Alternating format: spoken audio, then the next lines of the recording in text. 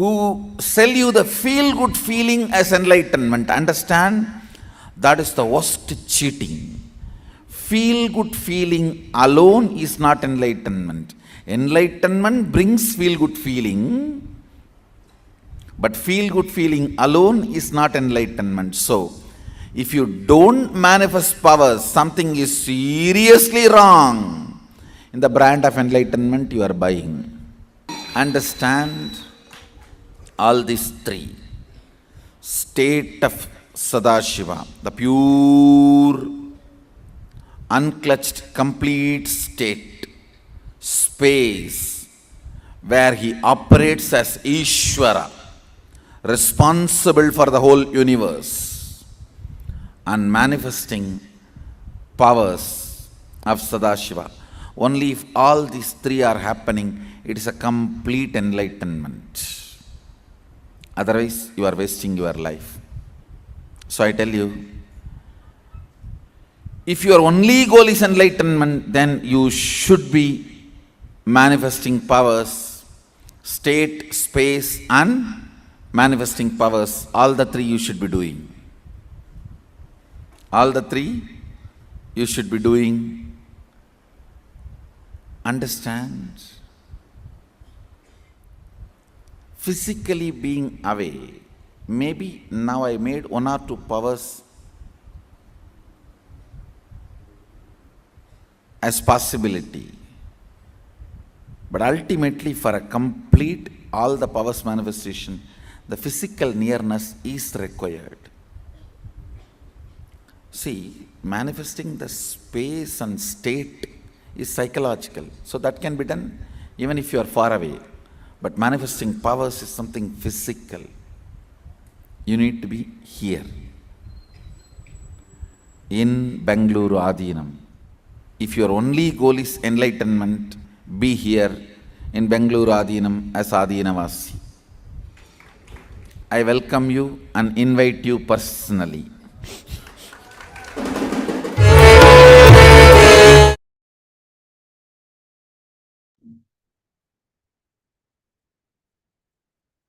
Yes. So now we will be going to the next step. We are going to answer few questions. Now we are going to project these questions for everybody to be, so that it's easy for everybody to follow.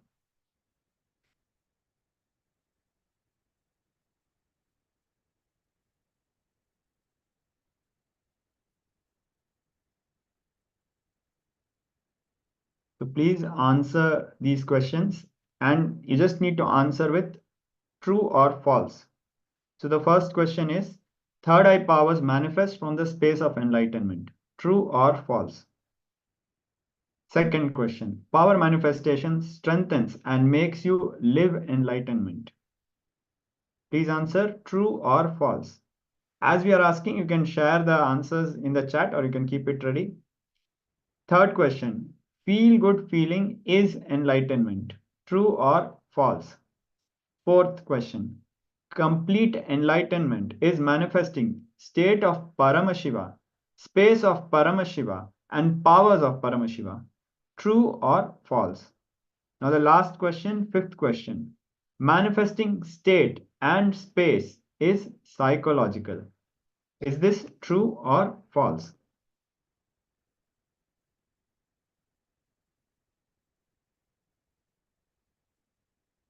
Yes, so we have answers coming, and do let us know if you need to refer to the questions again. We'll project them again. So we have Ailo Aya who has shared the answers. Yes.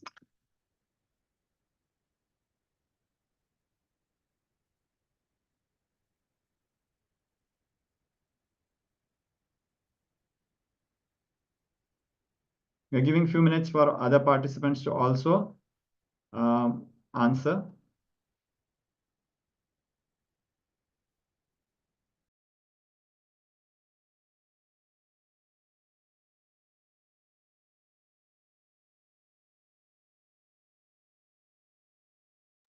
So once more, we are projecting the questions. Yes, Mashukra Indrananda has also answered.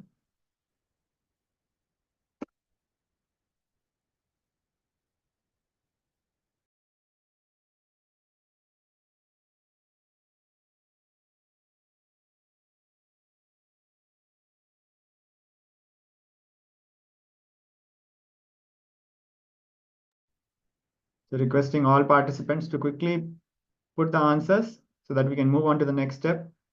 Ma Suyan Lai, Ma Miri, Ma Guru Prasadini, Yuan Chang, Sri Mahasarveshwara, Sriling, Ma Sriling,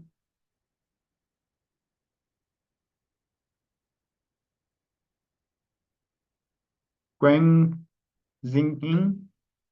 We apologize if for our pronunciation. We will familiarize ourselves. Evie Liao, Fiona Wong, Ma Fiona Wong, Lon Juang Wong, and Devon and Ma Gabriel. So we have answers coming. Yes. Thank you, Ma Suan La. And we have also answers coming from Long Juang Wang and Wing Cheng. So now we'll be moving on to actually just verify and move on to the next step in this process of listening.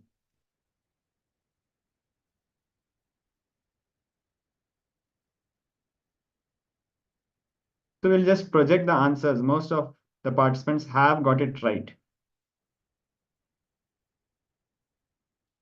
So as Ma Shukra Indrananda summarized, other than feeling, feel good feeling is enlightenment. That is the only one which is false. So a round of applause for all the participants for getting it right.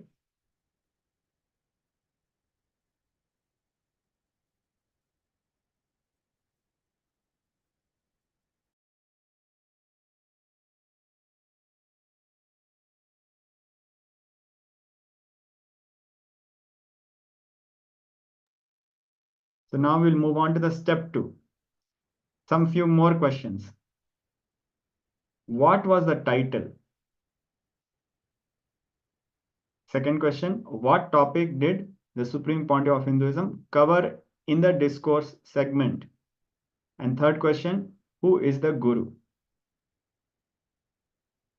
So now let us answer these questions. And of course, there is a last step after that, which we will do after finishing this step. So quickly recollect and answer these questions also.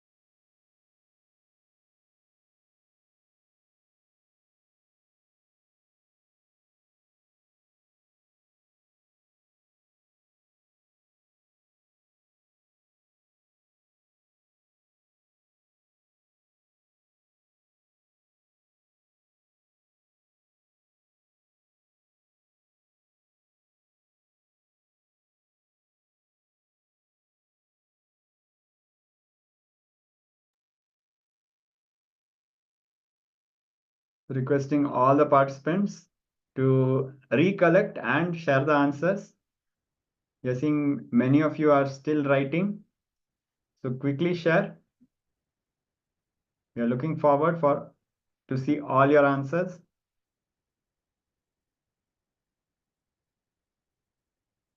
Ayulo Aya Mamiri. So Mashukra Indrananda is sharing. Why should manifest third eye powers if only goal is enlightenment? Ayulo Aya is sharing. Why manifest third eye if my only goal was to attain enlightenment? That is the answer for the first question he is sharing. And then the second one, the relationship between powers and enlightenment, achieving the state, space, and powers of Sadashiva. Discourse often made by cheap or fake gurus. Disclosures often made by cheap or fake gurus. And third is, he is having a doubt. He's put a question to it. Thank you for sharing, Ayan. Yes. So most of, there's a similarity, and as we'll see more answers coming, most of you will be able to have a good idea about the answers.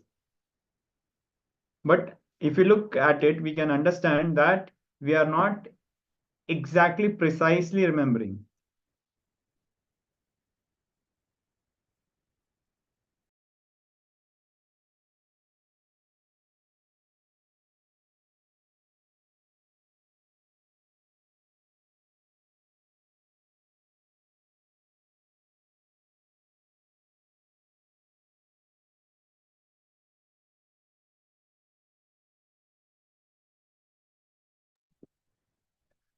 Ma Shukra Indrananda is sharing, being physically near him, he will make you manifest Sadashiva's state, space, and powers. Thank you, Ma, for sharing. All the other participants can also share in the chat. Soon we will be seeing the answers as well and confirming. So now let us move on to the next step. We are going to again watch the video with active listening.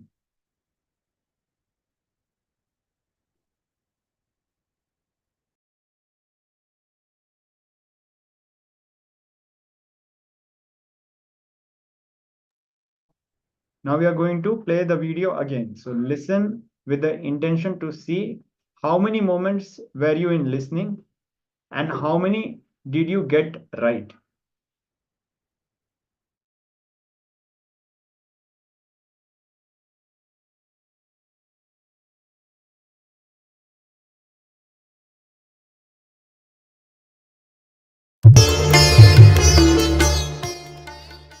Why should I care about third eye reading and other powers if my only goal is to attain enlightenment? Third eye reading and other powers manifest from the space of enlightenment. It strengthens and makes you live enlightenment. Understand? There are many stupid pseudo enlightenment gurus who sell you the feel-good feeling as enlightenment. Understand? That is the worst cheating. Feel-good feeling alone is not enlightenment. Enlightenment brings feel-good feeling, but feel-good feeling alone is not enlightenment. So, if you don't manifest powers, something is seriously wrong in the brand of enlightenment you are buying. Understand? All these three. State of Sadashiva, the pure, unclutched, complete state.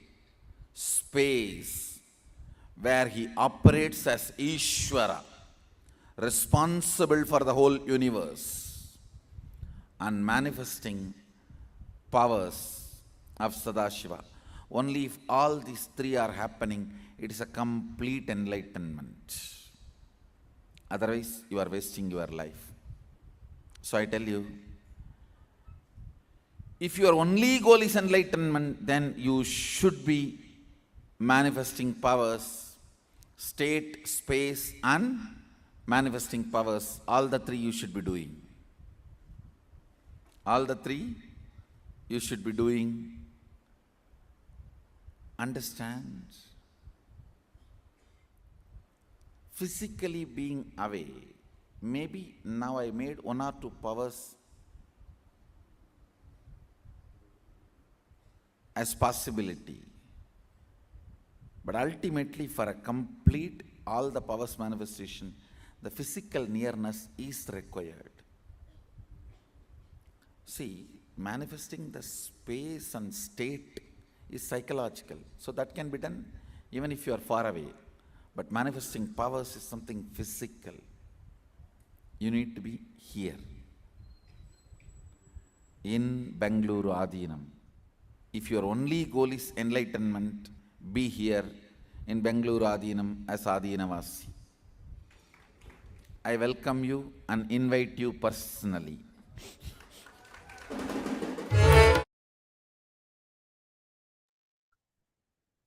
Yes.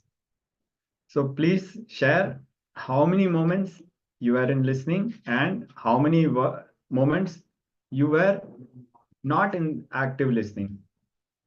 And pen down at least 25 words, whatever you can remember.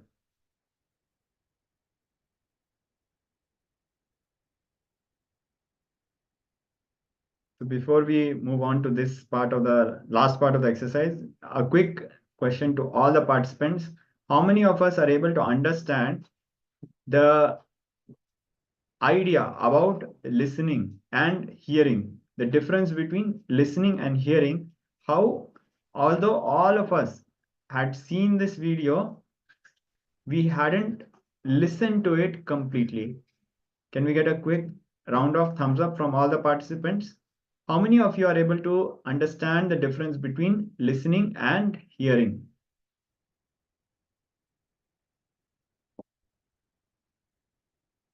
Ma Shukrendranda is giving a thumbs up. Thank you, Ma.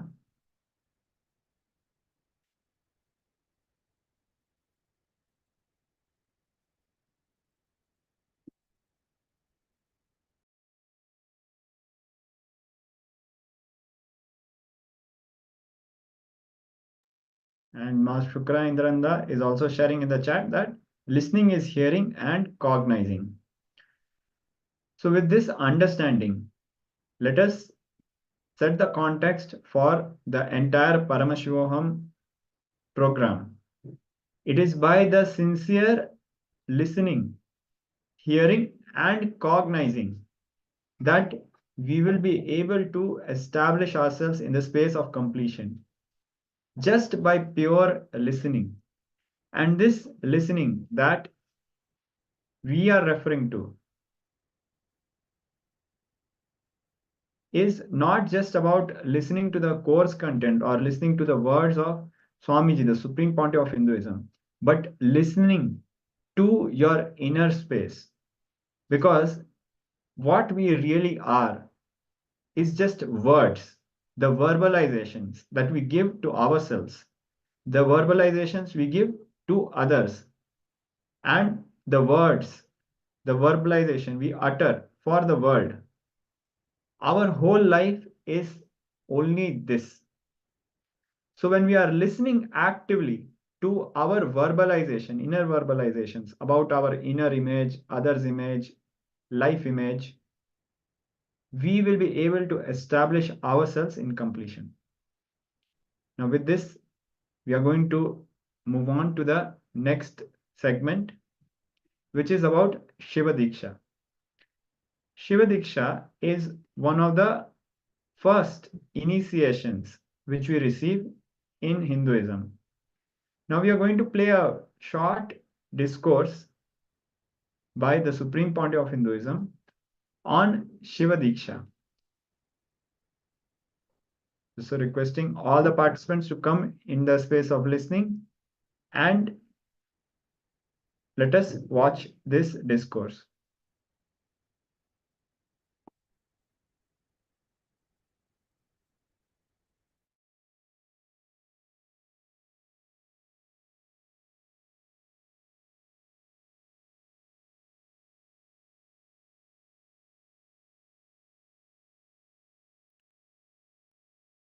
Shiva Diksha is all about shifting the way you function from powerless cognitions to powerful cognitions. That's all.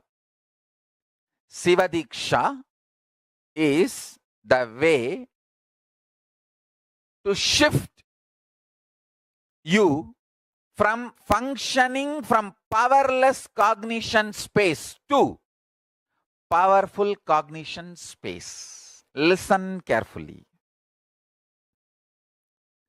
Understand life. Listen carefully and understand life.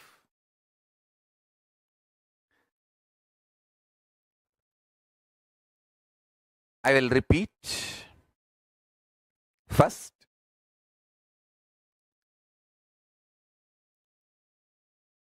your inner space is like a software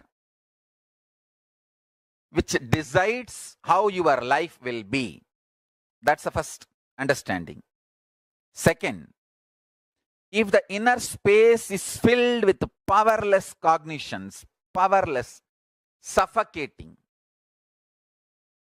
wrong ideas about yourself, about your world, about God, it can be more and more suffocating, making your life difficult. And if you can start building the content of your inner space, powerful, start functioning from powerful cognitions, truths, understandings about you, world, and life, you can become enlightened, manifest powers and all possibilities. Now listen carefully. The good news I have is your inner space can be beautifully reprogrammed. It can be reprogrammed with powerful cognitions. It can be reprogrammed for enlightenment.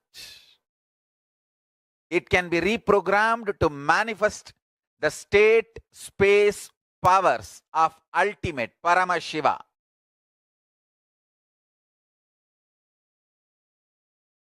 See, fundamentally you work with multiple fractured softwares. When you work with your dad, you have a separate software. When you work with your mom, you have a separate software. When you work with your father, friends, you have a separate software. You are multiple fractured softwares. Now I am putting one software of oneness to do power manifestation. It is too small compared to the load which is around you. You are so comfortable in playing with all those softwares. It takes little time for this new software. After it manifests powers, it starts influencing all the other softwares. Then in few days, it makes all the other irrelevant, redundant. Then this overpowers and makes you, that oneness becomes your fundamental cognition where you park yourself.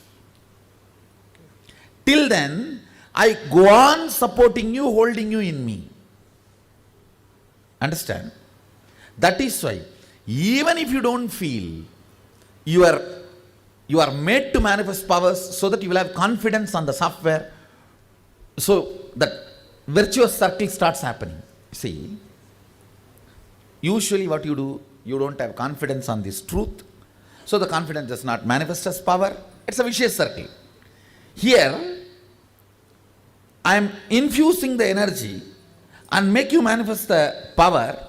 That gives you confidence on the software, and confidence gives more power gives more confidence. It becomes virtuous circle. Pushing your life from vicious circle to virtuous circle is the job of the Guru.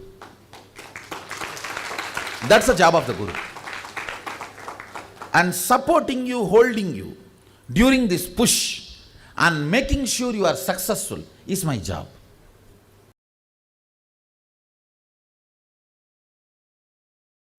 In India, in Vedic system, the moment child reaches 7-year-old, he will be initiated into Gayatri. we should understand one important thing. Vedic religion, Sanatana Dharma is the only Dharma. Hinduism is the only Dharma where there is no baptism. You are not given any faith. You are not given any concept. You are not given any philosophy. No. You are not asked to believe anything. You are just given a technique to control your body and mind. That's all. The mantra, the very word taught to a child when he is 6 or 7, the Gayatri mantra, even the very meaning of the mantra is, let me meditate on the energy which awakens my consciousness. Let that consciousness help me to meditate on it. That's all. Om Tat Savidurvarenyam Barho Devasya Dhimahi Diyo Yona Prachodayat. Please be very clear. This mantra don't have any other meaning. It is not related to any devatas. There is no mention of Gayatri Devi with 5 faces. No. This mantra means, let me meditate on consciousness which awakens my intelligence. Let that consciousness help me to meditate on it. That's all. First thing our rishis wants us to do, our enlightened masters wants us to do is, first thing, bring your body and mind under your control. First, learn how to live with your body and mind. Gayatri mantra is owner's manual for body and mind. If you have a car, owner's manual is a basic need. Without owner's manual, if you start driving a car, it is whose mistake? It is your mistake. All the vehicles you can see, on the airbag there will be a small note. It may cause serious injury. Don't put kids in front. Kids below the 12 should not sit. And there are some serious important instructions, warnings. Same way, and there will be one more warning. Read owner's manual to know more about the airbag. Same way, the moment you enter into the body, around the age of 7 only, you start handling your body. Till the age of 7, you start living only in the instinct level. Only at the age of 7, your intellect starts working. You start making decisions. The moment you start making decisions, first thing you should know is how to bring body and mind under your control. That is the reason the Vedic masters, they teach us to awaken the intelligence, to awaken the consciousness. Before entering into the car, read owner's manual. Before entering into the body and mind, master your consciousness.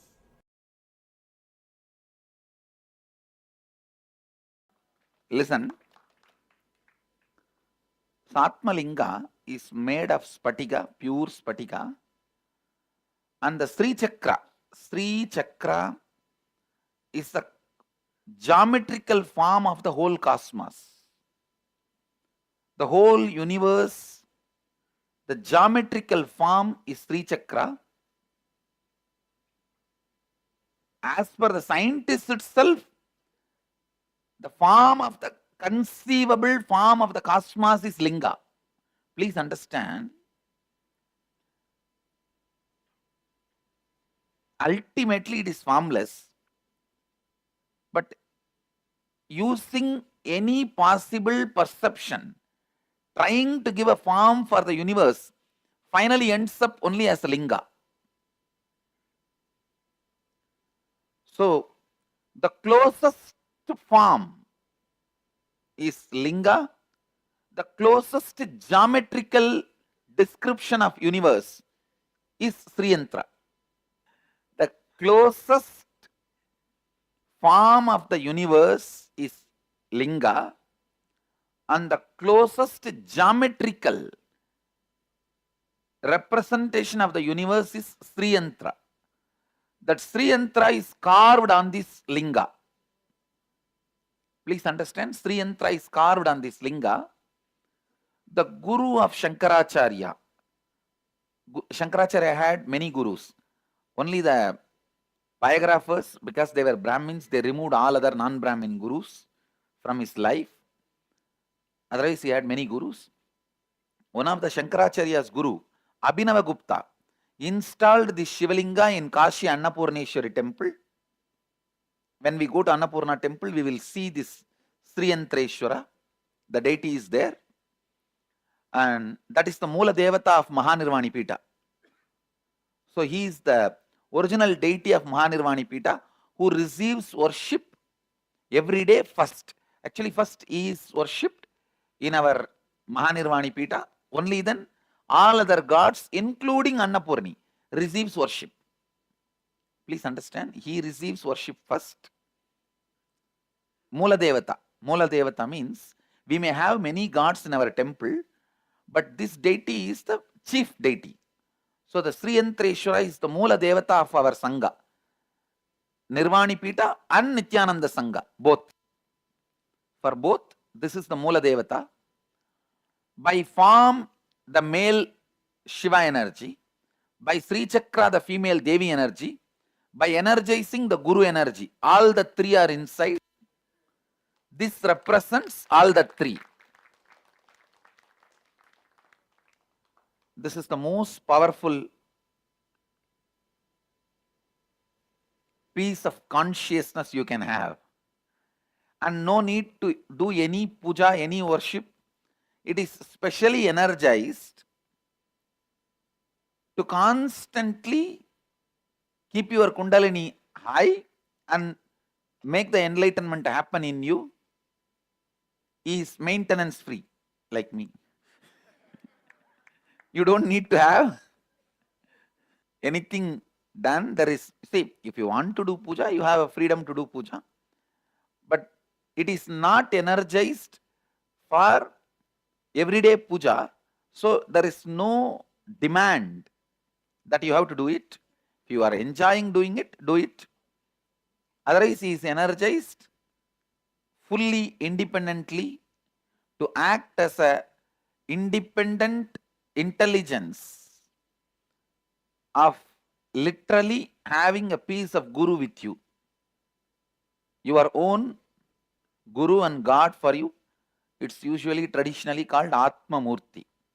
Means your own consciousness. Kathopanishad describes the soul consciousness in the body is in the shape of Angushta Matra Purusha. In the form of the thumb, means linga, the consciousness is residing in your inner space.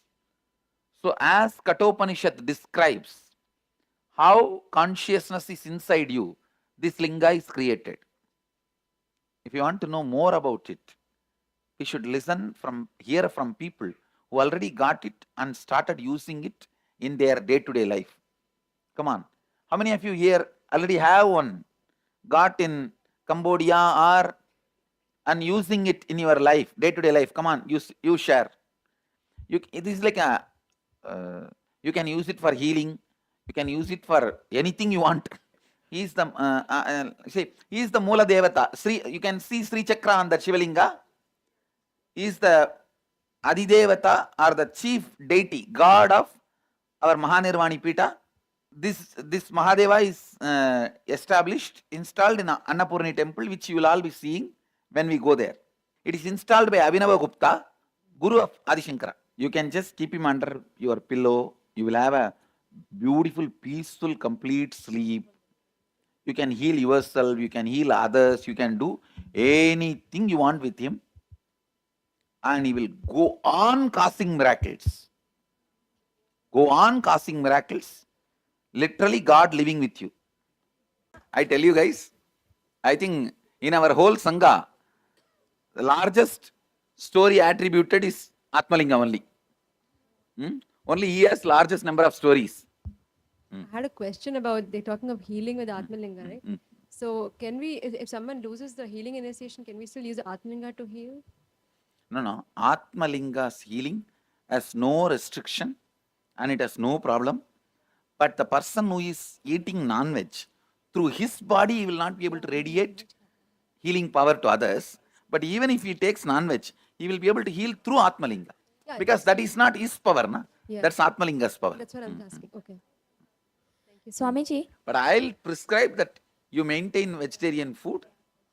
Otherwise, you see, healing is not just helping the other person alone, ma. When through your body, when the energy radiates, you also experience. Now Swami, you will not have the sometimes- benefit. Only the other person will have the benefit. You understand? No, sometimes, Swamiji, it's very easy to lose the healing initiation if you have something with, by mistake, if you have it, you lose What it. I In am that saying, case- no. in those You cases. see, you are aware and you take care that you don't eat poison, na? Then have that same awareness, not to eat non-veg. That's all. No, I'm not only for you, for anybody. For anybody, you are putting something into your mouth. Come on. You should be then.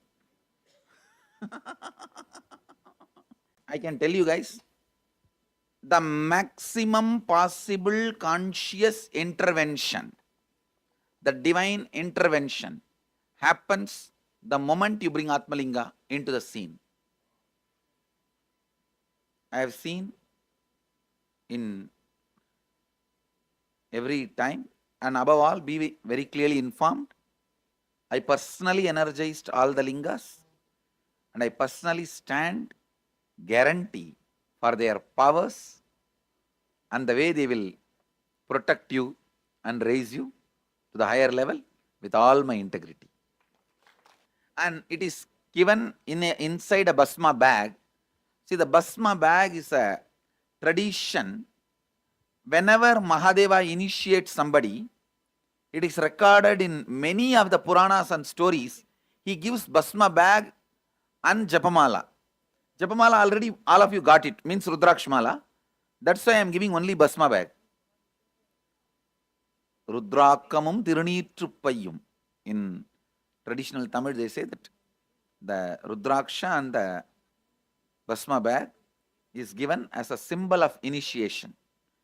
So that is why Mahadevas is kept inside the Bhasma bag, and it's also a protection.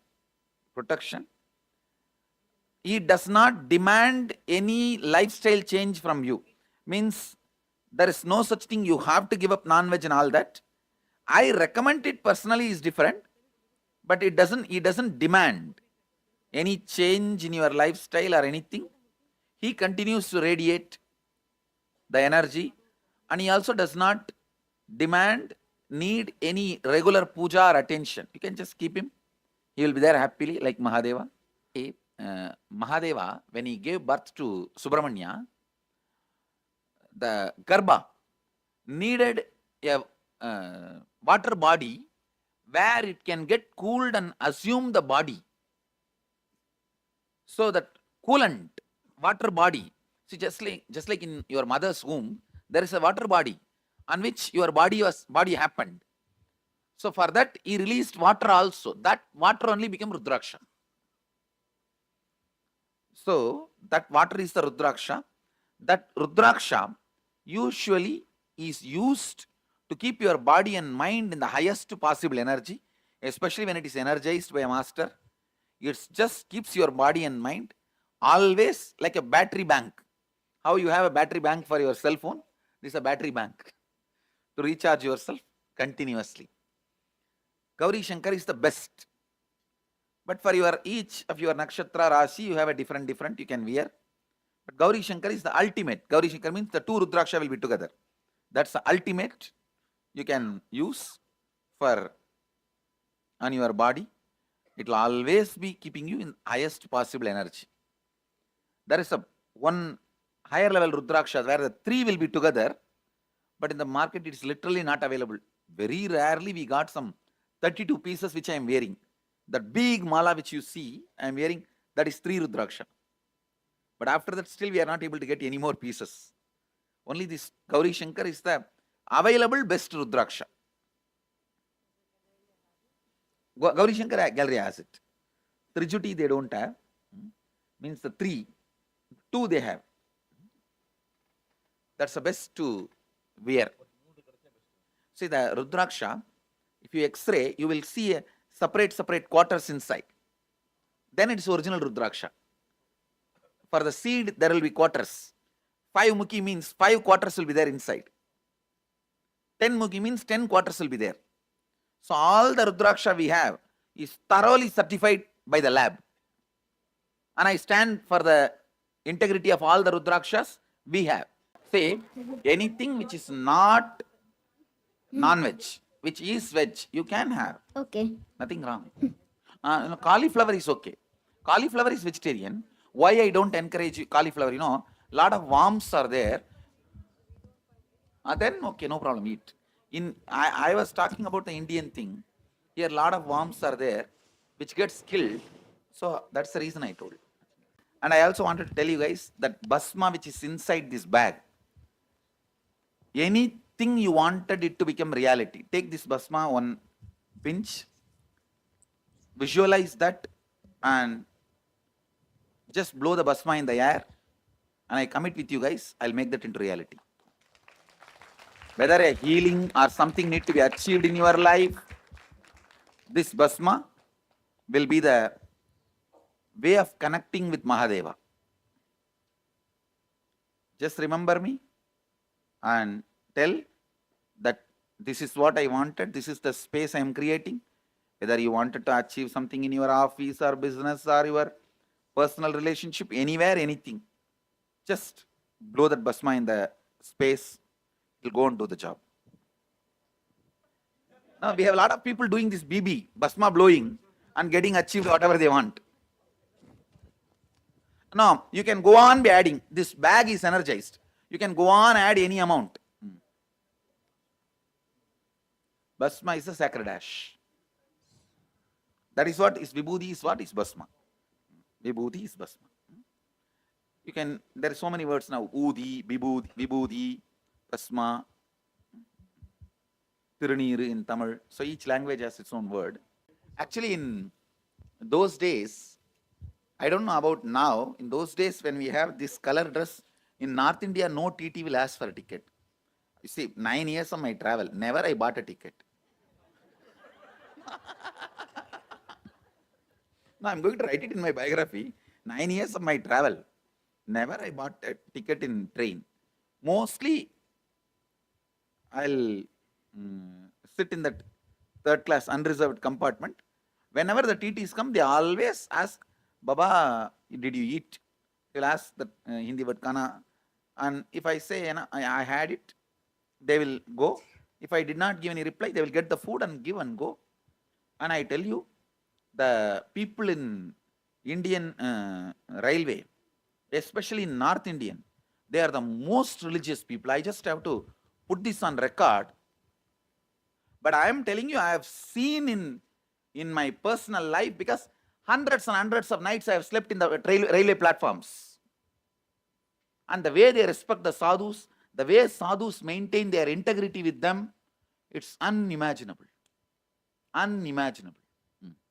Never ever I need to think about my food or any needs, as long as the train community is part of me or part of my life. And I have tons of stories about them and the people whom I met. But I have not seen better people than them in the mainstream society, the so-called mainstream society. And mainstream media is never going to tell this story to the Indians. Where India is alive, where Bharat is alive. I tell you guys. I'm so proud when I saw that community and their integrity. Because I have, see, many times, I'll just live in train for even 20 days, 30 days. Anywhere it goes, I'll be going and coming, and I will not even know where it is going and where I am going to get down. I have no plan. And it'll all, food or anything I need will come to my place. If it is cold, I'll see somebody comes and gives a blanket, Babaji, leaves it at my feet and does namaskar and goes. It is just a joy to see those people. And I always feel, even though I am begging only, whatever I get, let me share and eat with all the other beggars. That's all. See, I have seen some of the richest people in close quarters, but I have not seen the quality of life and the heart which I have seen in the in the train. The 9 years has made me so rich, consciously, and it has added to my life so much of color. And if you sit and listen to their stories and talk to them, it is inside each one of them you will find such beautiful beings. Such beautiful beings. It's unfortunate nobody has done PhD on this community. I really feel some of the next generation youngsters should do PhD on them, on this community, on these individuals, on these people. See, but I am not encouraging stealing. Please understand. No. All I am trying to tell you is, but the pain the other person goes through will be recorded. For example, see, if you steal from a person $2 million, yes, and the fellow doesn't care, he has trillions of dollars, right, you will not incur any sin. yes, But if you steal from a miser 2 rupee, yes, and that bloody beggar rolls on the ground and cries, you will incur more sin, because that pain the other person goes through only will come as a sin, not the quantity or quality of the money. Only the pain you cause becomes karma. Yes. I hope all our participants were able to sincerely listen. Long Wang Aya has made a request, and we will be looking into that, Aya, and we will be working on providing captions. Right now, we do not have captions enabled because these videos are not playing on YouTube. I hope you understand. We complete for not being able to provide captions right now. Yes.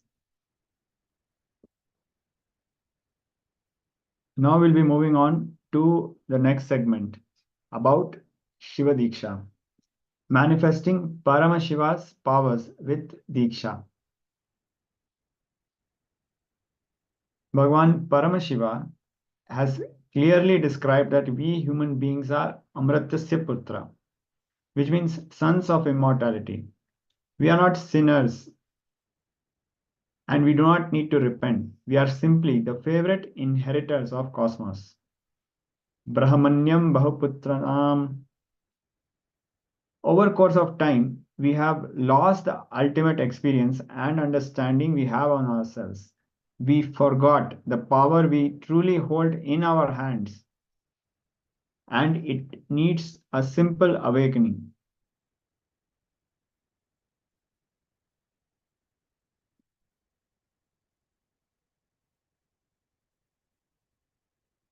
Bhagwan Paramashiva is the exuberant cosmic energy of the third eye. The third eye is also known as the Angya Chakra. Samaya Diksha is the gateway towards the powers of the third eye. From blindfold reading to body scanning to remote viewing, all these powers are at your disposal for you to master after the Samaya Diksha. Initiation into the third eye awakening by the Supreme Pontiff of Hinduism is the first quantum leap, the first initiation or transformation from man to divine. Agamas are the Shastras raised directly by Paramashiva and revealed to Devi Paramashiva Shakti upon her request, which are the lifestyles and initiations to achieve Paramashivoham, the state of Jivan Mukti, the living enlightenment. These are delivered vocally by Paramashiva and revealed to us through Devi Paramashiva Shakti, then Mahavishnu in the Uttarakamika Agama scriptures. Paramashiva blesses us with explanation on Diksha initiation process for those who are seeking to lead a spiritual life. The people who desire to renounce everything and completely surrender to Paramashiva and start seeking the truth, the cosmic truth in their lives. These powerful Dikshas are called Samaya Diksha, Vishesha Diksha, Nirvana Diksha and Acharya Abhishekam. Paramashiva describes Samaya Diksha to be the first of all Hindu seekers, disciples, and devotees for enlightenment. Paramashiva compassionately reveals further that Samaya Diksha is a common entity to all living beings, regardless of gender, caste, or creed. So Paramashiva is opening this amazing first stepping stone into Hinduism for everyone, either it be any gender, any caste, any creed. Paramashiva has not put any restrictions on receiving the Samaya Diksha, because as Paramashiva wants, this is the first stepping stone into spirituality and enlightenment. In life, certain profound and absolute truths can never be changed, whether you understand or not, accept it or not. You can change the window or door of your house in whatever direction you want, but the sun will always rise in the east and always set in the west only. There is nothing that we can do about it. If we deny saying in our place the sun neither rises nor sets, neither means the door and the window of our houses must be in different directions. But that doesn't change the truth of the sun rising or setting, whether we see the sunrise or sunset or not. The sun is rising and setting as usual. Same way, when we live in this body and mind, either before enlightenment or after enlightenment, we are the form of Paramashiva himself. We are one and the same as Paramashiva's energy radiating in all of us. Some may understand this or may not understand this, but this is the truth. Some keep their doors and windows in the east-west direction and enjoy the sun rising and sun setting, while some keep in the north-south direction and they live their life never ever seeing it.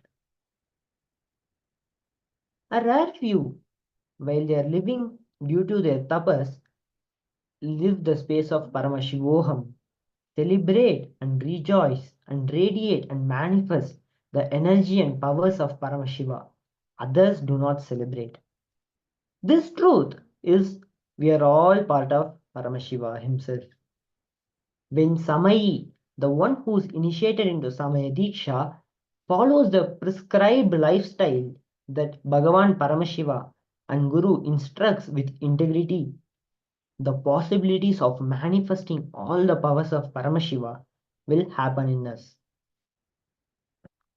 Guru gives us the first inspiration, awakens our Kundalini Shakti, and grants us the rights to express Paramashivatva within us. He initiates us to achieve our rights, that is Shiva Diksha. When you receive the initiation from a person who is not enlightened, after the initiation, you need to repeat the mantra continuously on your own effort till the mantra merges in you and becomes part of you. You need to go on doing the japa. When you receive the initiation from Swamiji himself, he bolts the mantra into your bioenergy. So whatever work you are doing, the mantra japa goes on vibrating in the throat center. When the mantra happens continuously, Paramashiva's remembrance, bliss, knowledge, power pours and grows in our lives as the Shakti. This Shakti awakens the DNA of the Gotra, the community, family which you are born in. Whatever community in which you are born, that unique DNA is awakened. By this awakening, the knowledge, clarity, and completion and fulfillment starts expressing. Shaktis, powers, originally revealed in the Veda Agamas. The Veda Agamas, the source books of Hinduism, the source of cosmic law itself, that stand by their own independent authority as the spiritual proofs or the scriptural references, Shastra Pramanas. Various Shaktis are originally revealed in the Veda Agamas. And in these, Bhagavan Sadashiva, Paramashiva himself, has revealed about Diksha, the importance of Diksha. Bhagavan Paramashiva has said that the action which bestows enlightenment destroys the three impurities. First is the bondages of the self, which is called anavamala. Then the karmamala, which is the karmic baggage. And finally, the mayi kamala, the forgetfulness. The action which bestows enlightenment and destroys all these is Diksha. Bhagavan Paramashiva has said in Navaratneshwara that indeed the main benefit of all Dikshas, the main benefit of all initiations, the sacred initiation is the fruit of mukti, enlightenment. As a side effect, all the worldly pleasures and enjoyment also happen. In Kularnava Tantra, Bhagavan Paramashiva has revealed that Diksha done as per the scriptural injunction of Agamas removes in just one moment 100,000 lakhs of minor incompletions and 10 million of major incompletions.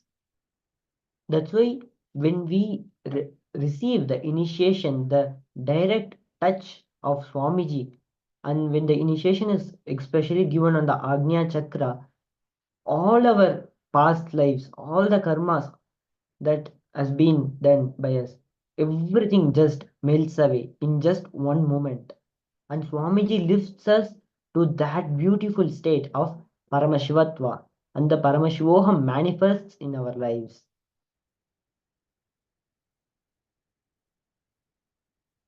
In Rudrayamala Tantra, Bhagavan Paramashiva has revealed to Devi the cosmic feminine ultimate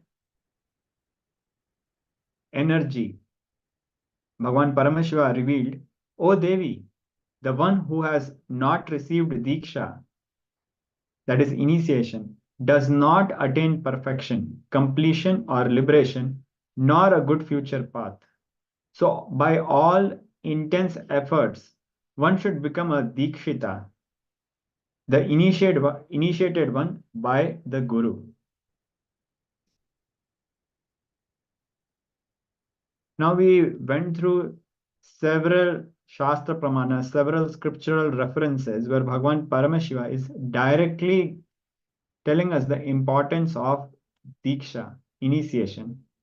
The first initiation, the preliminary level Diksha is called Samaya Diksha. The Maya word means the individual identity, which is made of I and mine. And Sa Maya means transforming this identity of I and mine into the divine, which is Paramashiva. Samaya Diksha is the first level of Paramashiva's initiation. Through this Diksha, the bondages that bind the individual self from experiencing the Paramashivatva, the happening of Paramashiva, the space of oneness with Paramashiva is destroyed by the loving, compassionate care of the Guru. That is why Guru is always called as Karunamurti. Thereby awakening the space of Paramashivoham, oneness with Paramashiva, in the disciple through this Samaya Diksha, one becomes formally eligible to live and practice the Vedic lifestyle as ordained by Paramashiva in the Agamas, the scriptures. While it is not mandatory that a person initiated in Samaya Diksha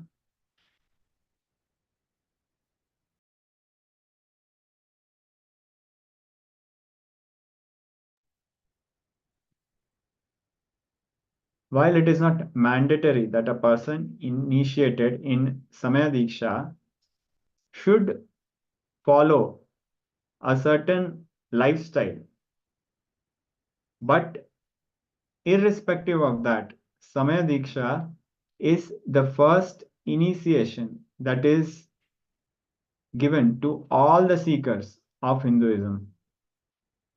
The next Diksha is Gayatri Diksha. Gayatri Diksha is a beautiful and necessary ritual. It sets the right context for you to begin your journey with Paramashiva. The initiation is a ritualistic process as instructed in the Vedas.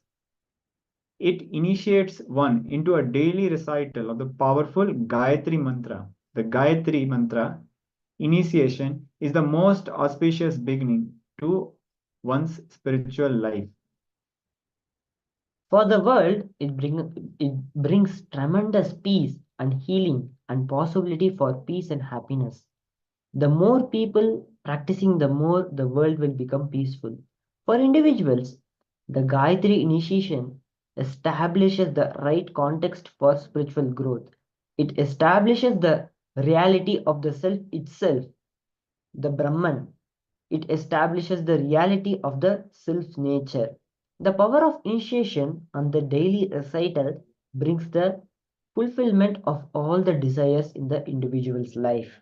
And a healthy long life, it gives a solid foundation to keep on the spiritual path always.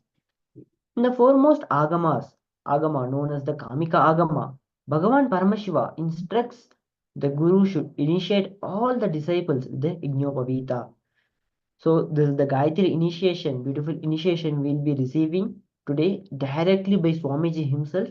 So as today is the first day of the Paramashivoham program, Swamiji will be initiating all of us into the first level of Shiva Diksha and the Gayatri initiation as well. The disciple who has been given the preparatory initiation, the Samaya Diksha, in this way becomes qualified to perform the personal worship of Lord Paramashiva himself.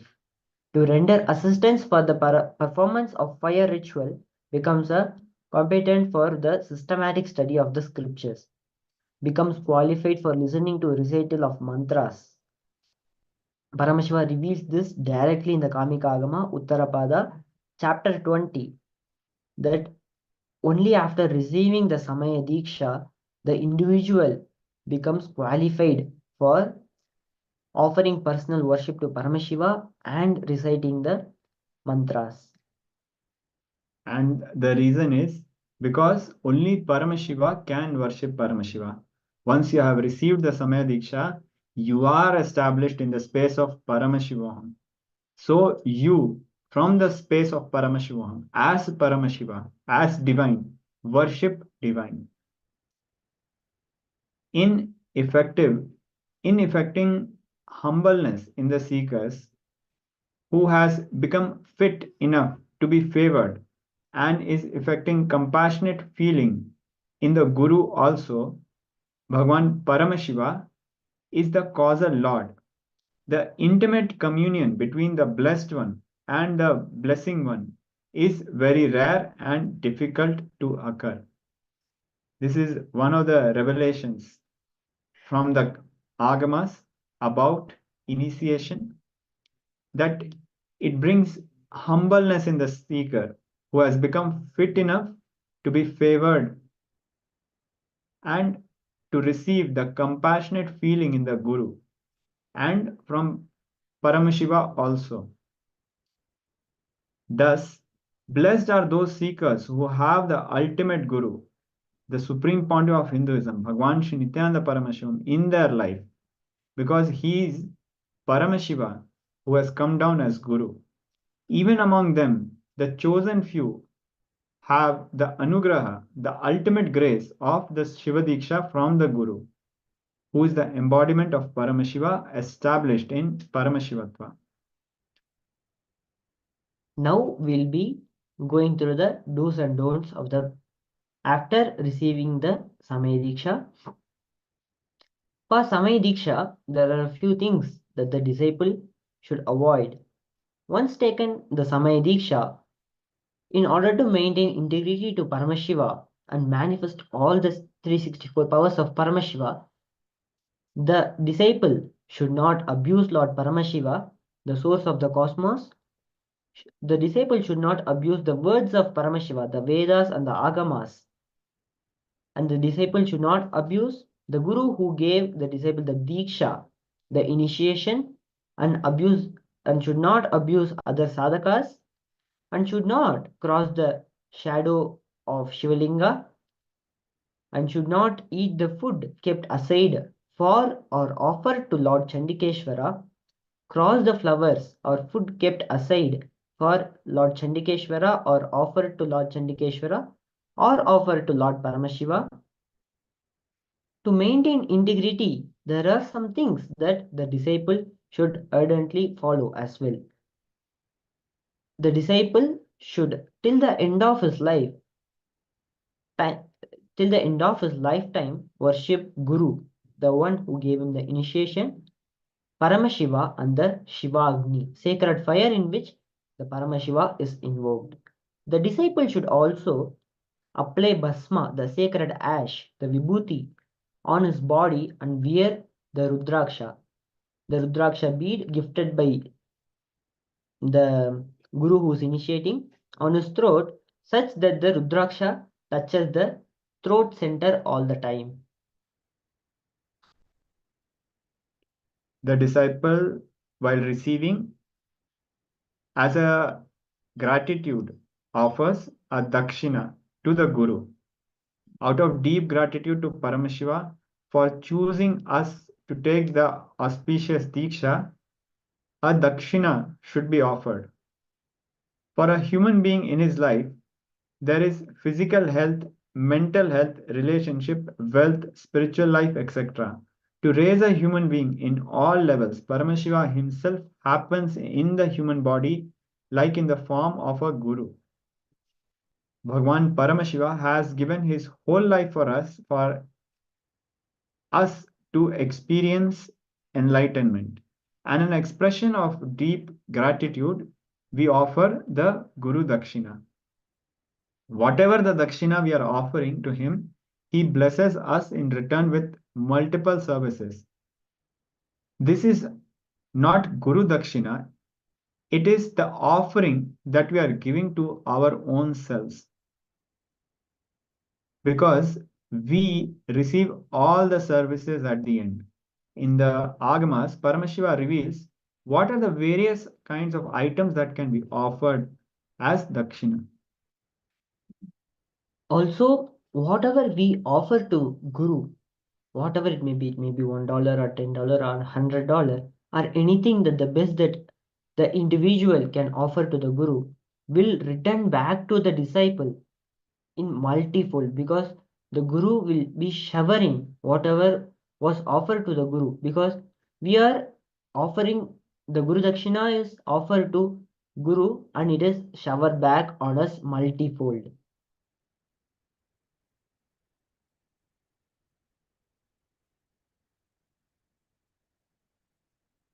And before receiving the Shiva Diksha, we should build the inner space on powerful cognition and truths about ourselves, the world, and the life. Through this way, we become enlightened and manifest the powers and possibilities once the initiation is given.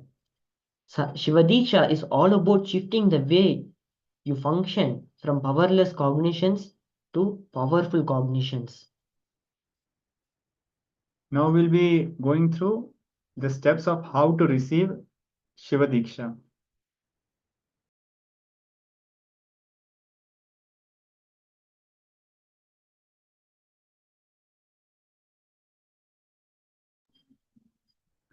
So some of the participants might be having some small questions about the do's and don'ts.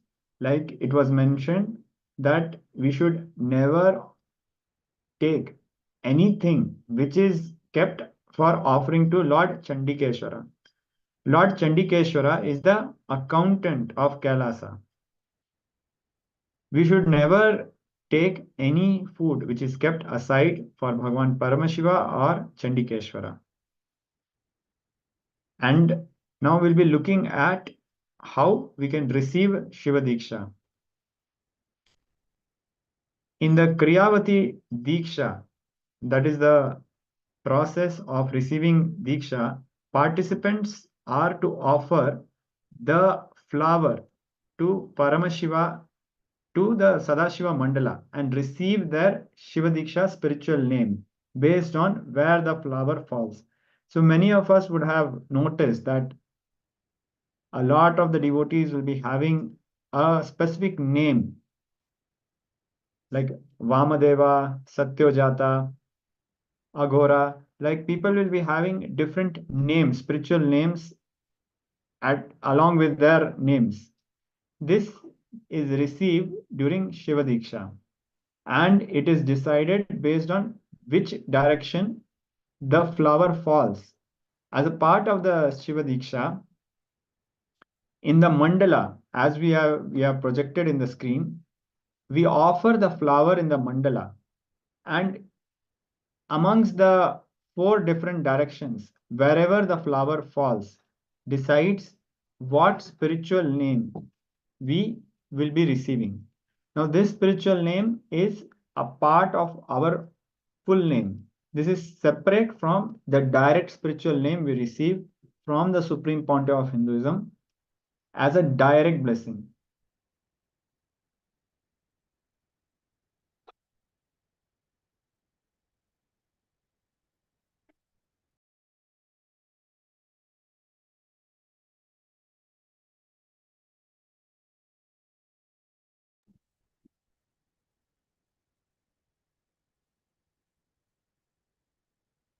So we can look at the steps of how to draw Sadashiva Mandala. It might look at first that how we can draw this, but actually it is rice. First, on the top, we are seeing rice mixed with turmeric. And then on the left-hand side, we are seeing rice mixed with kumkum, that is vermilion. And below, we see just white rice. It is bordered by the red vermilion mixed rice. And on the right side, we see rice mixed with soot. That is the carbon deposits from a lamp. When we are burning a oil lamp, the black particles which settle down on the nearby surfaces. So rice mixed with that. This is the 4th.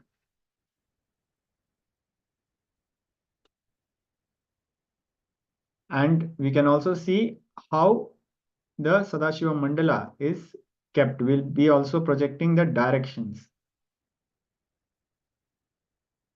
So you can see the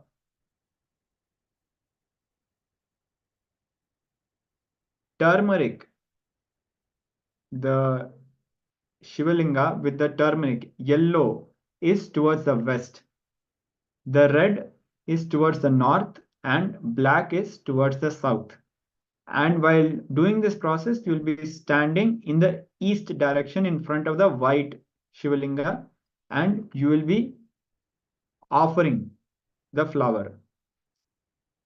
You'll be drawing an Om symbol on the floor in a square box with rice flour, that is with the rice crushed and made powder. You will be drawing the Om symbol, and if it is not available, you can use chalk. So you can see how a person will be standing on the Om symbol and offering a flower on the mandala.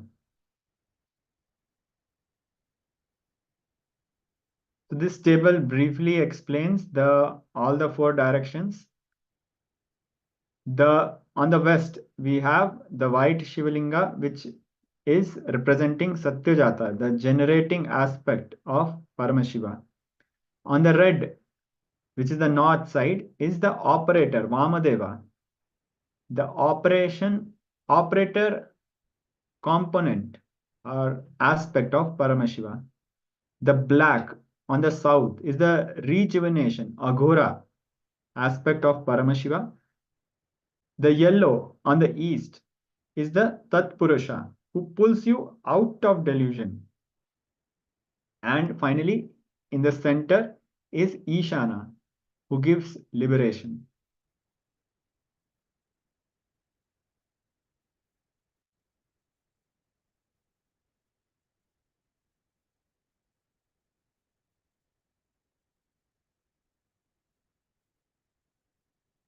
So based on which direction the flower falls, you will be receiving a spiritual name which you can include as part of your name.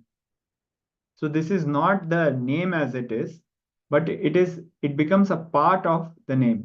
So for example, if the flower falls on the turmeric, on the yellow Shivalinga, for all the male participants, you can include the name Tatpurusha Shivam, and all the female participants can include Tatpurusha Shiva Shakti in their name. And likewise, for all the four directions and the center, the fifth, a particular name, spiritual name, is given to us.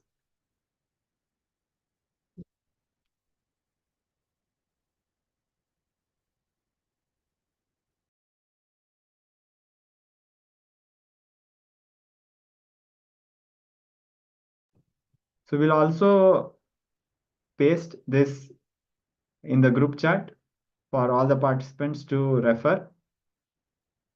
Based on where the flower falls, you will be receiving a particular name. So this is a brief introduction about Shiva Diksha, a very beautiful beginning in our life as a seeker in Hinduism.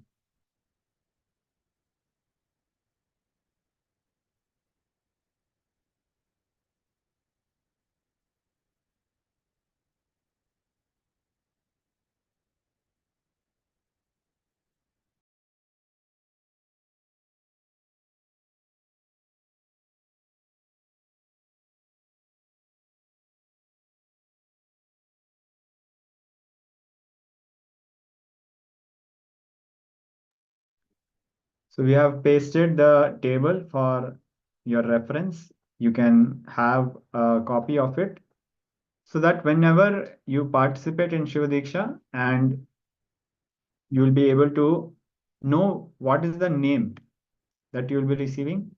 And Shiva Diksha will be happening during darshan, which will be happening around 1 hour, 20 minutes later.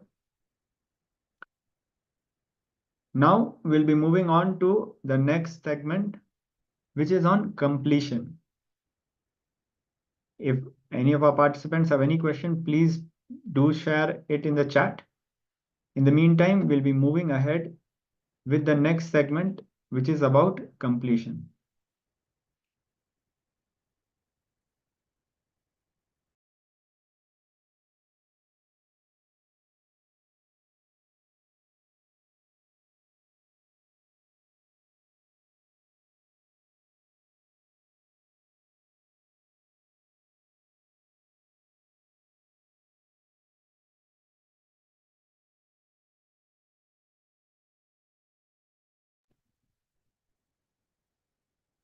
So now we are going to enter into this powerful discourse on science of completion, requesting all the participants to come in the space of listening.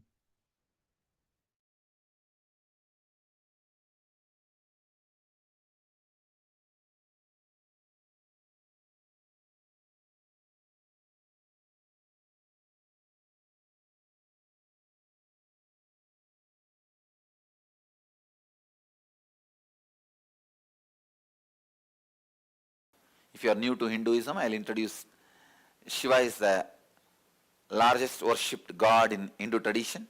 He is supposed to be the head of the pantheon of gods in Hindu tradition. Hindu tradition has something like a 33 crore gods.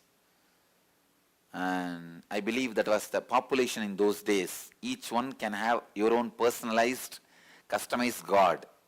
That's the freedom Hinduism gave for everybody. And Mahadeva, Shiva is supposed to be the head, lord of all the gods, and Ganesha is the first son of Shiva. Whether Shaivite or Vaishnavite or Shaktite or Gaumara or Guru worshippers, they always worship Ganesha first. Ganapati, I can tell you really, I have become successful in my life because I started my life with Ganesha. My first spiritual effort was trying to feed Ganesha. Please understand. My first extraordinary experience beyond the materialistic world is also from Ganesha. That is why I think Ganesha has given success in my spiritual venture.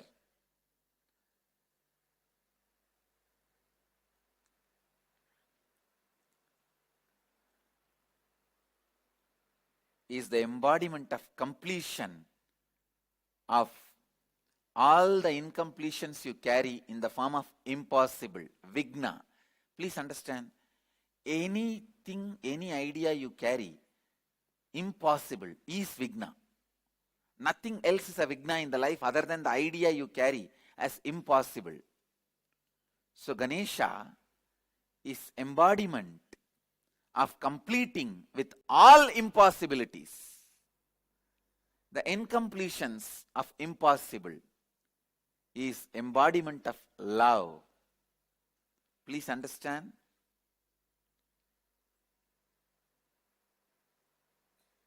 Even though I don't want to describe him with some seriousness, his power, I can say, is established in completion and simplicity. The problem is always the simplicity is taken as an incompletion and non-seriousness.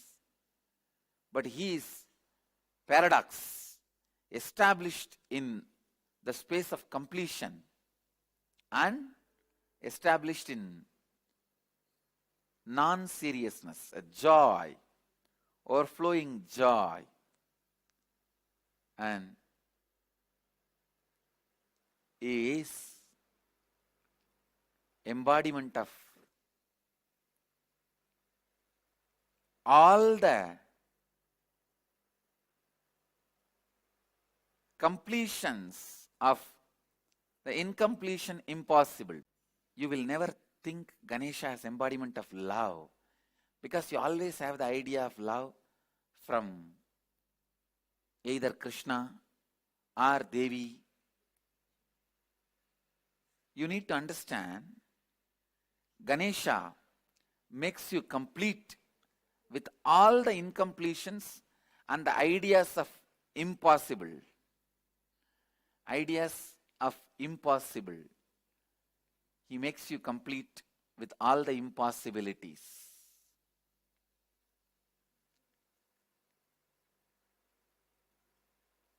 I tell you, please understand.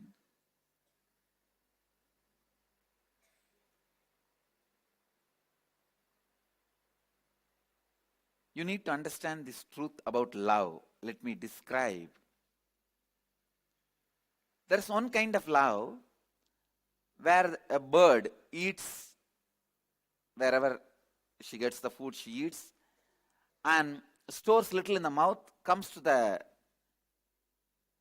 nest where she is staying and feeds the, what do you call? The kids of the babies, the birds. The bird eats and stores the little food in the mouth and comes and feeds its babies. This is one kind of love. There's another kind of love where lion takes the cub to teach hunting. Understand? There are two kinds of love where the bird eats and brings little food and she feeds her kids, baby birds. This is one type of love. There is another type of love where the lion takes the cub for hunting. Understand?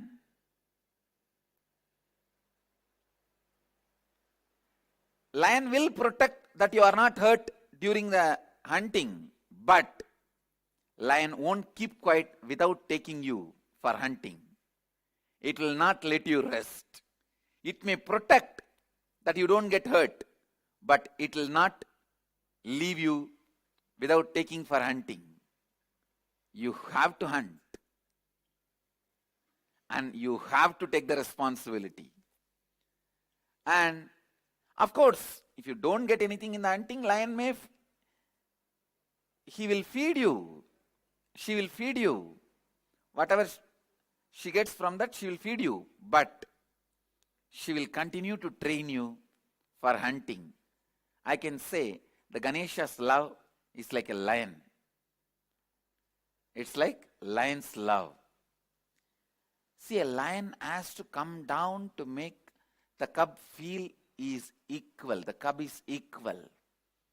Only then he can encourage the cub to come with him for hunting and to try for hunting. That coming down does not reduce the state of lion. Same way, Ganesha comes down to our level, raises us to his level. There's a big difference. The love of the Devi or Krishna, all that is more or less like a bird. The bird's love towards the baby birds. But the love of Ganesha is like love of lion.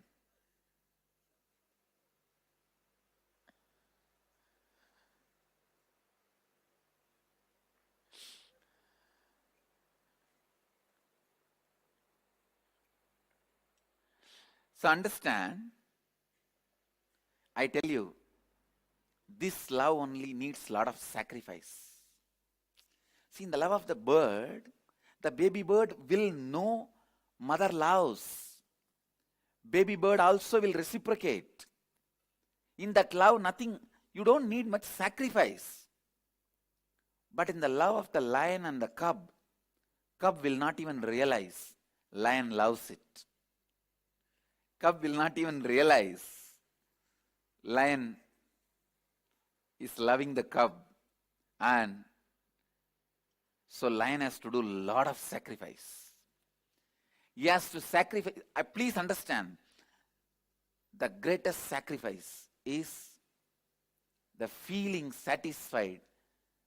The other person understands you love him or her. Even that lion has to sacrifice. Lion has to sacrifice even that. Lion does not even wait the cub to recognize the lion's sacrifice. It continues. It carries on.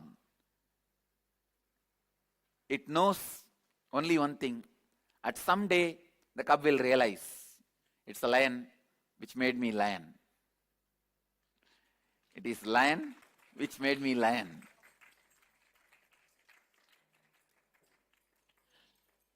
So the greatest sacrifice is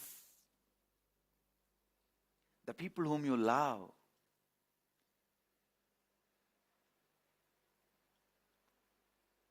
Even they not recognizing that, they not knowing that you love them, but still you continue. You continue with your responsibilities.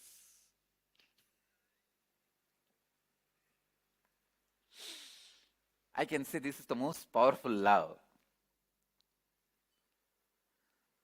The love of a master.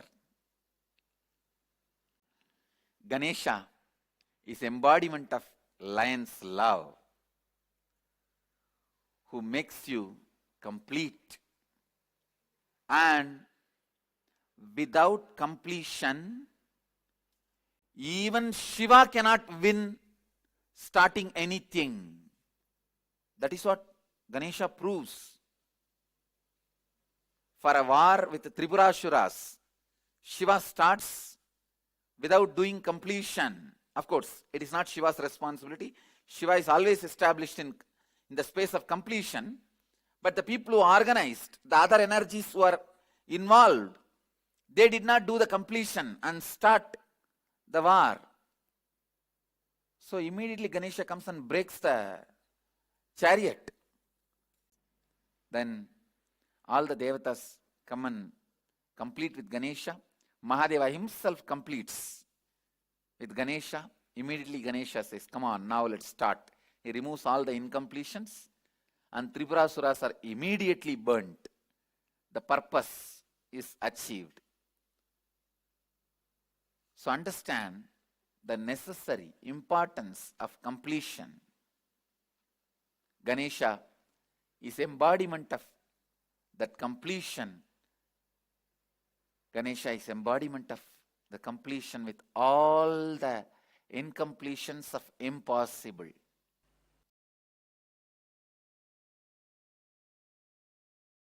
Please understand.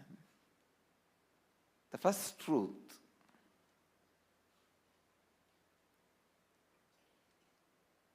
allowing incompletions to exist is literally declaring you yourself don't want your life in your control. Please understand. Allowing incompletions to exist in you is you declaring that you do not want your life under your control. You say, no, let life happen, whatever. I can't take the responsibility. I can't keep it under my control. No. Listen. Please listen. The utter irresponsibility. Utter irresponsibility. The power of incompletion is such, it dilutes you so much. You literally believe you really can't contain your own life or contain yourself. See, just because you are temporarily upset, you go on taking the decisions which permanently damages you. That is the most difficult part of life. Please understand. Just because you are temporarily upset, you go on making the decisions which permanently damages you, and the incompletions are such will never let you grow. It's like somebody was asked, what is your age? He said 22. The person who asked the question asked, what? Last 5 years you are telling the same thing? This fellow said, yes, I don't change my words. Many times, not changing your words are like not growing. Not changing your cognition means not growing. Listen.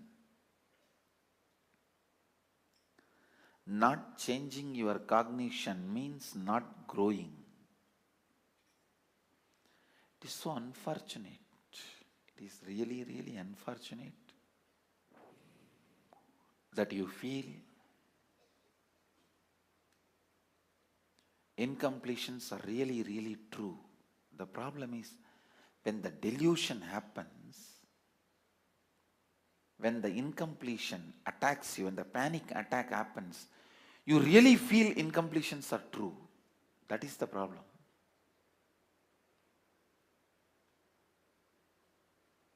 When the dust storm, sandstorm happens, you really feel you can't do anything. You are paralyzed. You are crippled.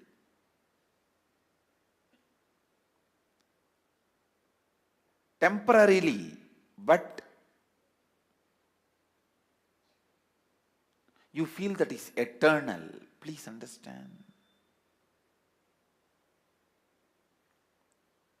Suffering, the quality of suffering is, even if it is temporary, it will give you the experience it is going to be there on you eternally. You won't find the end of the tunnel. You won't find the other side of the tunnel. You will feel, oh, it is going somewhere and gone.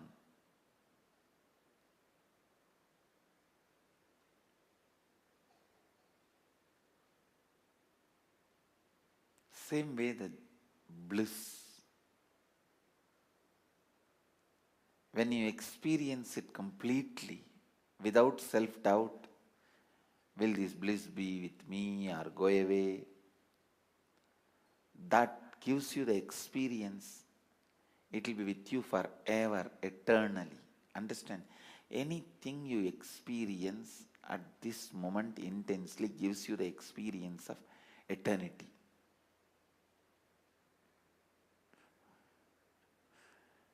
Understand?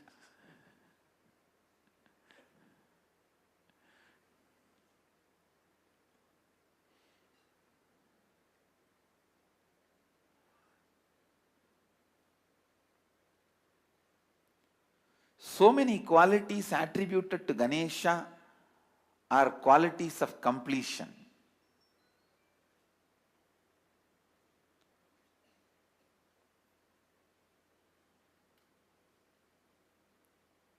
These incompletions, they just totally imbalance you.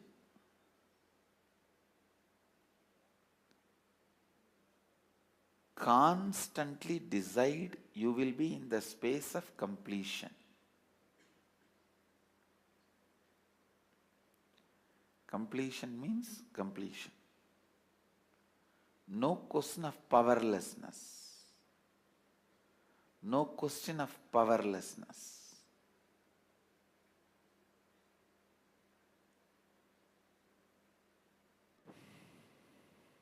Everything you do, everything you do should be from powerfulness, from the space of completion.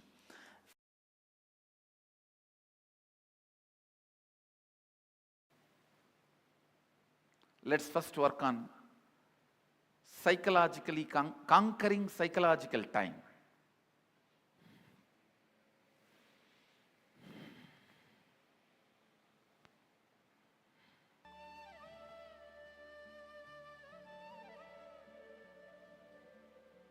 I'll repeat what you have to write. The strong thought currents, powerlessness, incompletions from the past, which is influencing and driving you into your future. Those powerlessness moments, why you decided to become wealthy, why you decided to become powerful. If it is out of passion, great, no problem. If there is some powerlessness, some incident, incompletion is influencing you, pen down that. Let's catch the influence of the past on your thinking system.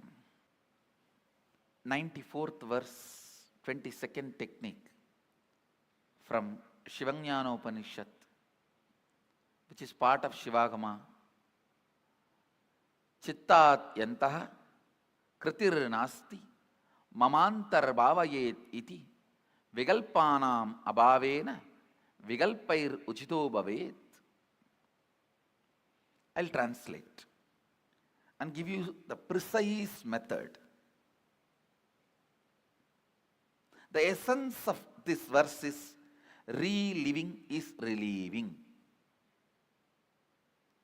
Means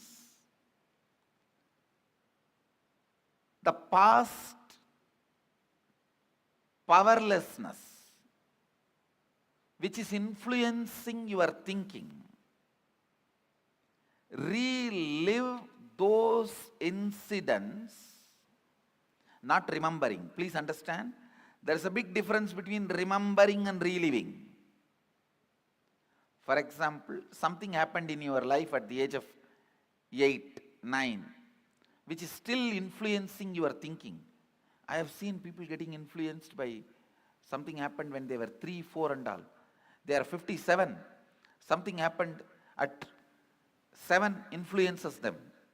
One man came to me and said, I never go to beach, Swamiji. Even if I drive through the beach roads, I shiver, sweat. I have a panic attack. I asked why. No, at the age of 7, I went for a walk with my father. I saw murder happening in a beach and we ran away from that spot. From that spot till I can't, now I am 57, I can't go to beach. 40 years, the pattern with which he is suffering. Sometimes the past influences you so much. See, carefully listen. You are now 57, something happened at the age of 7. If you remain as 57 and visualize what happened at that age of 7, that is called remembering. Reliving means forget your present identity. Just dump it, throw it. Become that person. At the age of 7, what intelligence you had, how you were, visualize and become that person. Enter into that person's physiological, psychological frame. Take few minutes and meditate on that person. Become that person. Then relive. When you relive, all the powerlessness accumulated in your nervous system during that incident, it may be emotional suppression or the identity crisis, various guilt, pain, suffering, it will all just break, collapse and leave your system. Your system will be clean. System will be cleansed.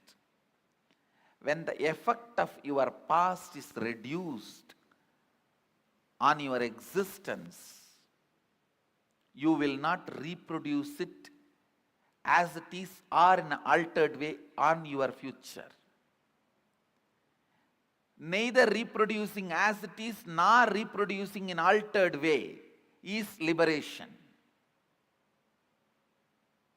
You may ask, then I will not do anything in the future? No, you will do a lot. But not as an altered expression of the past, but liberated expression from the past. The liberated expression means even if you make money, you will do it just to enjoy, celebrate. But if you are making money because you have been teased as a poor, because you have been challenged as a poor, because you have an identity crisis as a poor, even if you become rich, you will continue to suffer. I have seen many moneyed poor people. Understand, paradoxical word. Moneyed poor people. Poor are those who have only money. Uneducated are those who are educated only in schools, especially modern Indian schools. I have to put this on record. Any of you think I'm little intelligent? I tell you, I never went to school properly.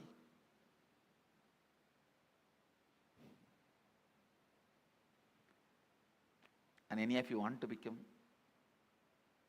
intelligent? I give you this as my first instruction. Remembering is different, reliving is different. In remembering, you will justify, analyze, criticize,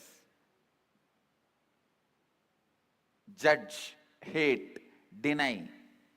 In reliving, nothing of that exists. Just become that person. Pick up one incident which you want to complete. Become that person. Forget your present identity. Relive at least 3-4 times. Then pick up the second incident. Become that person. Relive at least 3-4 times. And I tell you, this one technique, it can give you as simple as freedom from headache to as complicated as freedom from this whole samsara. This one technique is independently intelligent enough to lead you up to enlightenment. This part you have to do. Next part I'll do. I'll tell you when I am going to do what I am going to do. So now this is the part you have to do.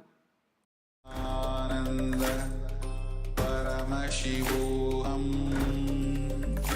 Om Nityananda Paramashivoham Om Nityananda Paramashivoham Om Nityananda Paramashivoham Om Nityananda Paramashivoham Om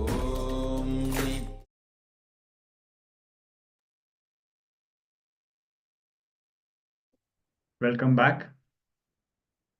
We are going to move on to a very powerful and yet very simple internalization exercise. The science of completion.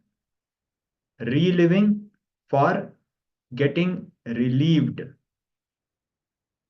So we'll be guiding you through this step-by-step process.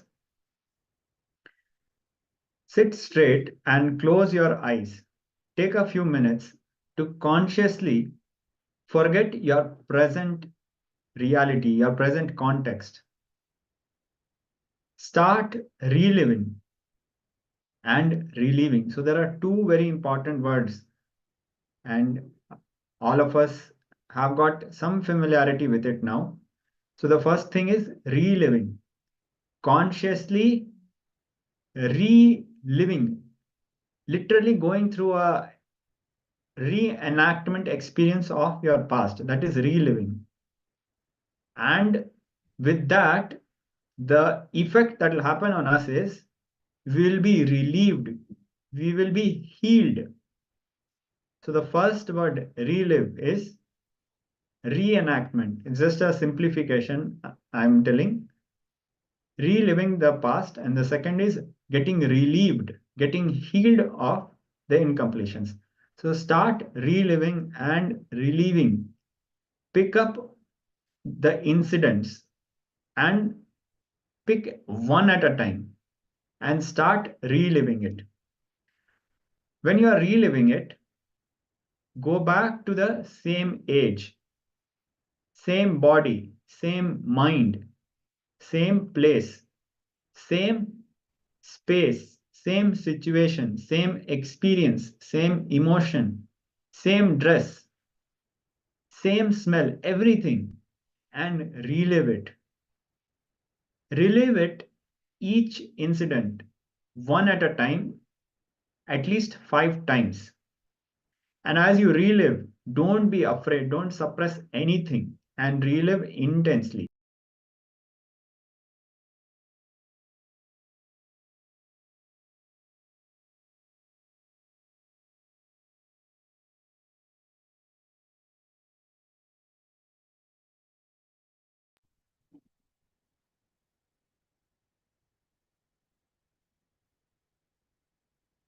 By contemplating this way in our inner space, disidentify or unclutch from the past impressions and memories of incompletion. Put your active attention on the space of the past happening and relive these imagined impressions and memories of incompletion. Then the mind stuff, having fully ceased from its present characteristics of forming thought patterns and cognitions, is brought to completion. Thus, you become complete and achieve the original space of complete completion. So this is the description of the translation of the first completion technique as revealed in Vijnana Bhairava Tantra.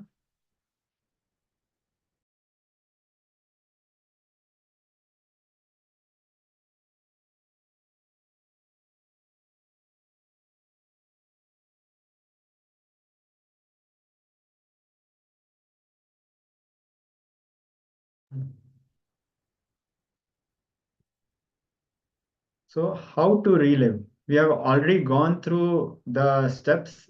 Now we will be revisiting it step by step. See yourself when you are reliving, literally see yourself wearing the same dress of the same age and in the same form. Go back to the same situation, same emotion, same intelligence, same intellect, same understanding, same experience, and the same dress.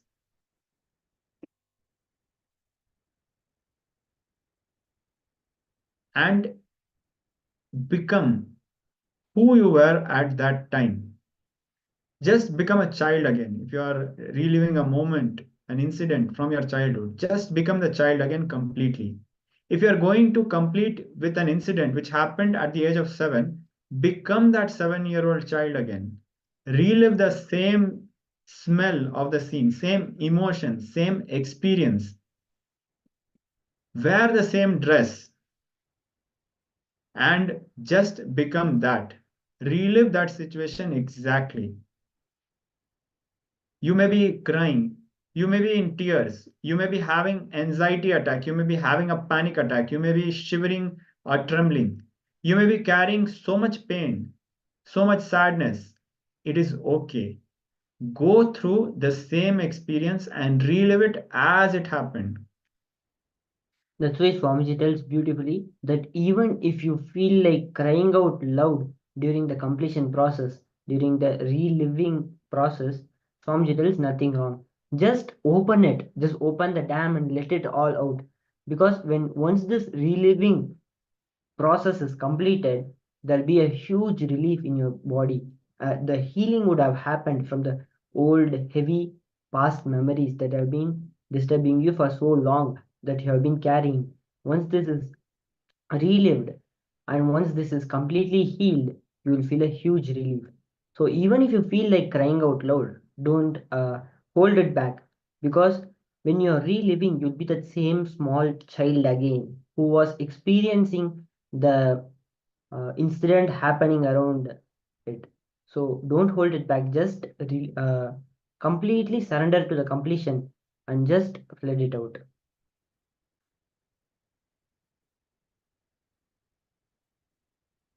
As you are reliving, bring that same emotion, bring that same experience, becoming that 7-year-old. Drop the present context, go there and relive in the past, just as it happened. Don't retain any intelligence, memory, or justification of the present now that you are, and maybe you are 25 years old or 35 years old or 45 years old, whatever it may be. Do not bring your present intelligence or justification. Drop everything and go back. So we'll take an example of a small incident which many of us can relate. So when we are small children, many of us would have had this experience that we will be going and running in the rain and playing, and our parents will pull us back and stop us from playing in the rain. So let us say we are completing with one of those incidences. At that incident, we felt that our freedom is being taken away.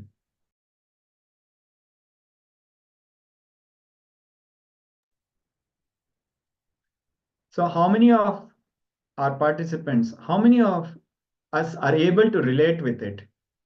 The simple childhood incidents of playing in the rain and experiencing our parents pulling us back and we feeling powerless about it. A round of quick thumbs up from all the participants. How many of you are able to recollect such an incident, such as, we will be playing in the rain and yes, so Zacchaeus is giving a thumbs up. Thank you, Zacchaeus Ayya. When we are as a child at that time, when we were being pulled back from playing in the rain, we might have felt powerless. But today, when we are 25, 35 years old, we will be feeling that our parents did the best thing for us. Because at that time, if we did not listen to them or they were not forceful with us, we would have fallen sick, or they ultimately did good for us. That is what we are coming to the conclusion today when we are grown up adults. But at that age, when we were 3-year-old or 5-year-old and we are playing in the rain and our parents are stopping us, that time, how you felt powerless, angry, or unable to control. Remembering that incidents, what you felt, if you felt like your mother is a villain, for example, relive with that same understanding. If you relive that incidents and you feel like shivering because of the rain as you are recollecting, relive that shivering also. So how many of our participants are able to understand the process so far, how we have gone through the process of reliving? Can we have a quick rounds of thumbs up from all of you? How many of us are able to understand? So Ailoaya is giving a thumbs up. Yes.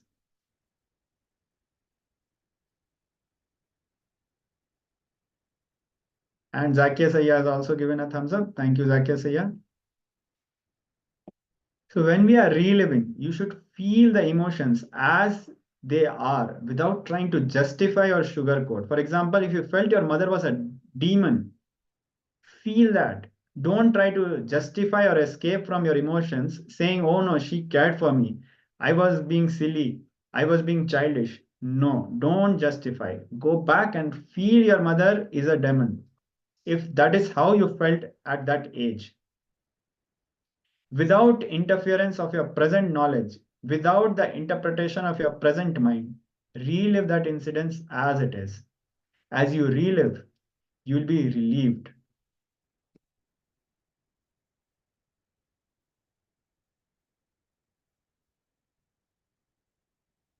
When you relive the attack done on you by your mother, as how you experience that incident, you will not justify from your present context.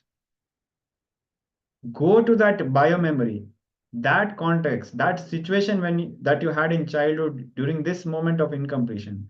Whatever you knew at that time, whatever you recorded at that time, relive that. That is how you do the process of reliving to relieve.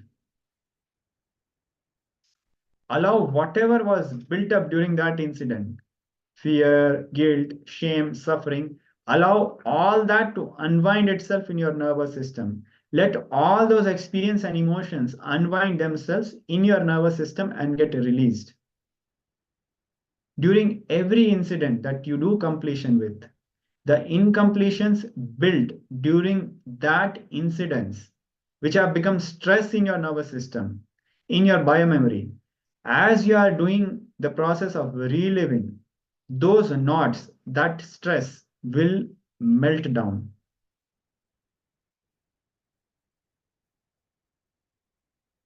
So now, let us come to the process. Sit straight and close your eyes. We request all the participants to now enter this process. Sit straight and close your eyes. Take a few moments to consciously forget your present context. Pick up one incident, only one incident for this exercise right now, and start reliving. Pick up the incident and relive it authentically. Go back to the same age, same body, same mind, same place, same space, same situation, same experience, same emotion, literally wearing the same dress, experience the same smell, same everything, and relive it and relieve yourselves. For the one incident that you select, relive at least 5 times. Do not suppress anything, do not justify, and relive authentically. We'll also be projecting the steps for all of you to refer. Please take 5 minutes or so and pick up one incident and relive it intensely. If you have any questions, please post it in the chat and we'll be helping and attending.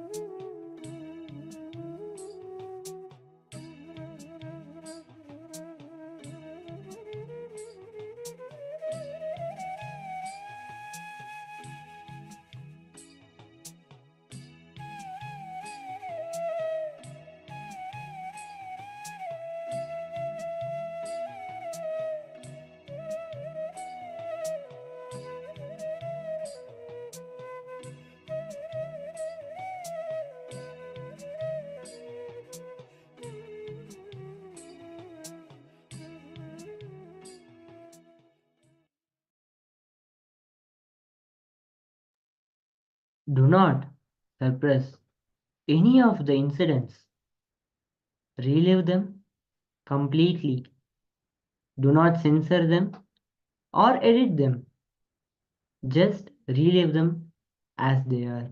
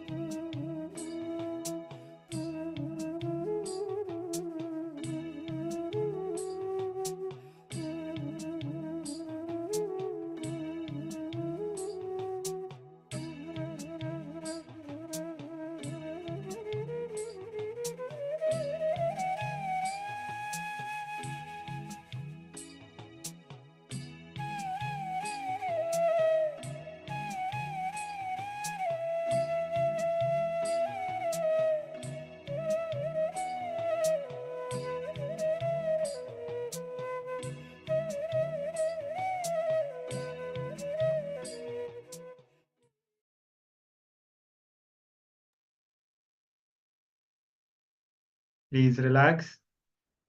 Open your eyes and relax.